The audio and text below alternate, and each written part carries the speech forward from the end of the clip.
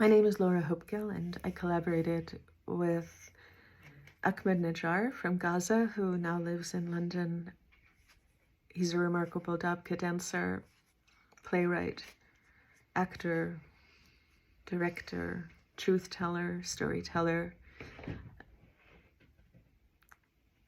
I wrote these poems after he and I collaborated for 2 years during the lockdowns on a creative project, a play that is called God's Promise, and was performed in Marylebone, London at the Cockpit Theatre. And while I was working in Zoom with Ahmed, I spent hours over the course of 2 years hearing his stories of growing up in Jabalia camp, one of the 8 refugee camps that comprise Gaza City. Gaza City is the size of Raleigh, North Carolina, not a huge city. And I think it's important to have that scale in mind, because we often talk about it as its own massive country, and it is anything but a massive country. All of these poems are inspired by true events. God's Promise. 1. If I can begin the day with dancing and end it without dying, then the streets I walk can change their names. If I can begin the day with talking to a friend and end it without dying, then my city can grow back its skin that has been torn apart by roughness, sharpness, the textures of disaster, scars left by generations of bombs. If you would begin a day with me, say, and make a plan, what plan would you want to make with me? But bear in mind, I am a moving target. Anyone who walks close to me also could be shot. They put the snipers on the tops of buildings. This is a city without a sky. 2. It is just me standing here, and still you say I block your view of God. I stand here at the corner where history and memory form like crystals in the earth. They grow sharp against time still. It is just me standing here, robbing you, you say, with my hands in my pockets.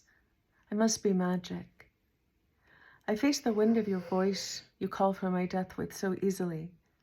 Clouds form from the wind of everyone you stand for, while no one stands for me. I must be rain. You say I'm the dangerous one, as you repeat my death endlessly, at a turnstile, in a doorway, on a street. I must be an angel, for it is still me, standing here, even after I am dead. It is me in this body you bomb, shoot, kill, beat. It is me on this earth you insist does not belong to me, and say I do not belong to it. I must be a star. It is me in the air you breathe on me as you yell words you must want to run out of. You must be so tired now, but see how I am endless now in you. How if you cease to hate, you fear you cease to live. I must be love, for I know it is different. I am your enemy intertwined with your memory. I am the broken promise of your history. I am the anomaly to your faith. I am the blood of your darkening sky. I am the blood of your nightmare. I am the voice of your ancestors. I am the blood of your words. And I stand here with my hands in my pockets as I feel for the key to my house. It is me in my body you will soon stumble upon on the street you say you own. 3.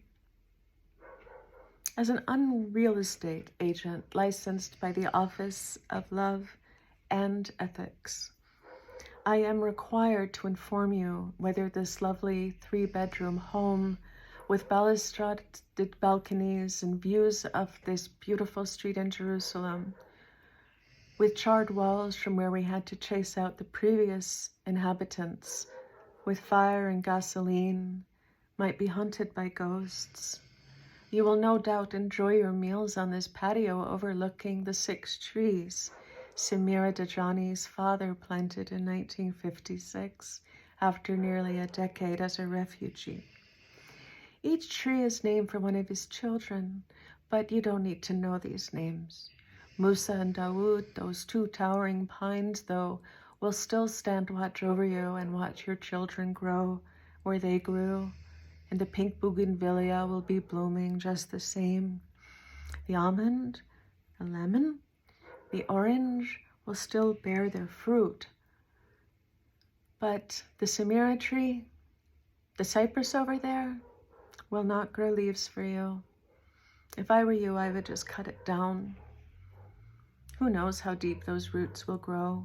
As you sleep here, you may feel them wind around your dreams. You may feel a rage that challenges you. You may feel a sorrow that moves through you with the steady, unbearable ache of losing a home.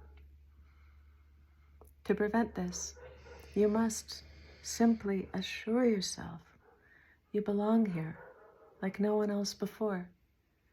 It is easy not to be haunted when the ghosts have no rights against the living, and when they were living, had no rights at all, save those of the dead. When we give you the key to this stolen house, it will not be shaped like a key, but a human heart. When we give you the key to this stolen house, it will not be shaped like a key, but a photograph left behind. Its blood will cover your hand and your wrist. It will swallow the key if you think about it. Do not worry about this. Do not think about this, or all will be lost. The blood will be absorbed by the welcome mat we have given you and placed on the doorstep to cover the place where the previous occupant was shot. The key will be the key to every memory that can be covered and concealed with adequate marketing. The key will be the key to 1918, 1947, 1956, and other times something happened no one knew about, but we won't speak of what. The key is the key to all nobody must remember or know. The key will be the key to the opening of a door and the closing of a heart, of a life, of a hope, of a family, of a dream, of a promise, of an agreement, of a throat, of a song, of a voice, of a people. When we give you the key, you must hold it steady and with both hands. Use the eyepiece. Aim it precisely. And be prepared for a jolt of fire when you place it in the lock. 4. A man has been shot at the intersection of wire mesh and concrete slab. At the checkpoint of a bullet into body, his blood writes its name on the pavement. How do you read this blood that repeats for the first time every time and again on the camera, on the street, on the screen? What map tells us that the corner of chronic grief and relentless memory his older brother walks past, returns to cover the body which has long ago been buried? Where on the grid do we locate the limp from the shrapnel he disguised as a strut after watching Saturday Night Fever when he was 8? What function in AutoCAD brings back the way he was always the last to stop laughing and would wheeze and even weep? His older brother wears his denim jacket in hopes it will make him more like him, so he never has to entirely let go of him. In the geomancy of the missing, every empty chair outside the coffee shop is a place he might return to. His sister sees him in the shoulders and back of the neck of every dark-haired man in line in front of her. She chooses never to reach out or for one instant believe, for she knows to do so is honey on the razor blade. She chooses never to lick again. He taught her how to dance, and so she dances in the mirror after everyone is asleep. Her fingertips reinvent his height, and when she trips on sorrow, he catches her, holds her up. He is glass now. Beside his bed, his little brother keeps the last coffee cup he sipped from. When electricity comes on, he reads a future in the grounds now dry and sculpted into mountains they promised each other to retrieve by traveling to a spice for their mother's cooking. He forgets the name of it, but he hears it again in dreams, where they look down over the land, where the scent lifts them. They are soaring. They are safe. In the kitchen cabinet, where his mother cooks supper, she reaches for salt, but knocks a jar and grief shatters on the floor. Red shards she reaches to piece together, bleeding her hands in the process. She reaches in pieces as blood draws blood. She has read of how beekeepers place bees on their bee stings, how one sting draws the poison of the other out. She didn't believe it at the time, but will try anything. Her husband finds her and does not judge her. He wraps a scarf of his tears around her hands, and together they beg the salt to heal their wounds. 5. Who determines on the compass how death maps the stolen city? What tool measures its step, the steps the living retrace in chalk as they repeat his name before dust takes over? How do we breathe life again into the vacant timeline whose walls open onto a burning sky?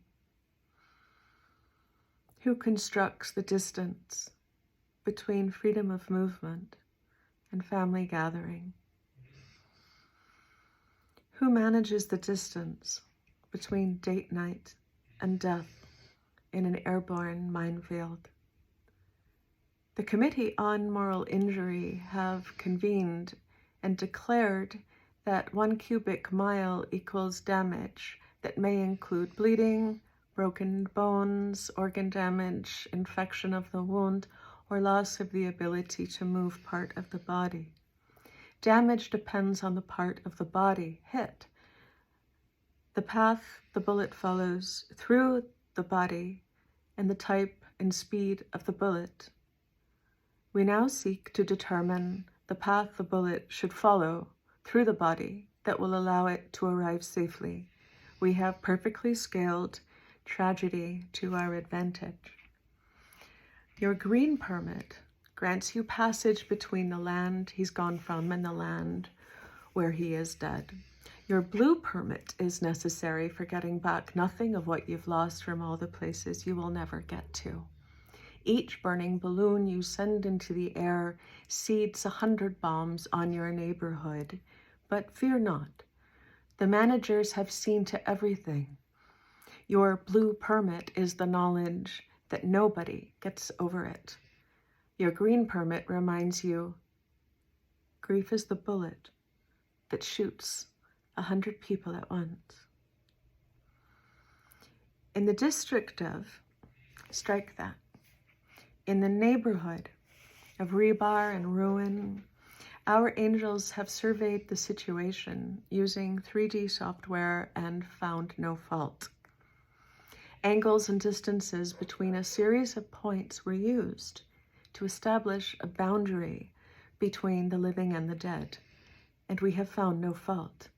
As for the buildings, we have triangulated the value of human life using entities from other fields, including geometry, trigonometry, and we have generated precise calculations regarding the names of the dead, the kick of a soccer ball, the weight of his hand on his girlfriend's back as she was crying at the end of the movie.